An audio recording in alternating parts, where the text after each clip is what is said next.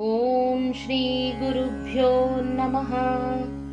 सङ्कटनाशन गणेशस्तोत्रम्। नारद उवाच। प्रणम्य शिरसा देवं गौरीपुत्रं विनायकं भक्तावासं स्मरे नित्यम् आयुः कामार्थसिद्धये।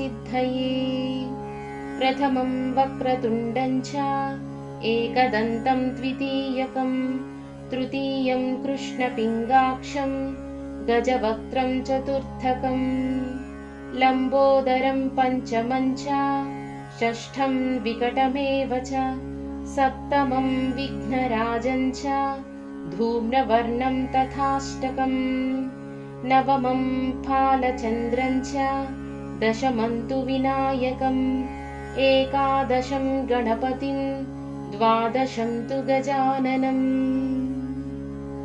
द्वादशैतानि नामानि त्रिसन्ध्यं यः पठेन्नरः न च विघ्नभयं तस्य सर्वसिद्धिकरं परम्।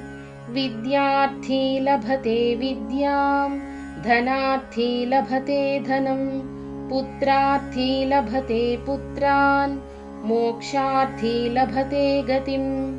जपेत् गणपतिस्तोत्रं षड्भिर्मासैः फलं लभेत् संवत्सरेण सिद्धिं च लभते नात्र संशयः।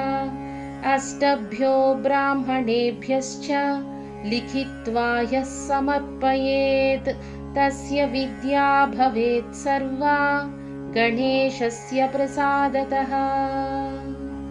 इति श्रीनारदपुराणे सङ्कटनाशन गणेशस्तोत्रम्।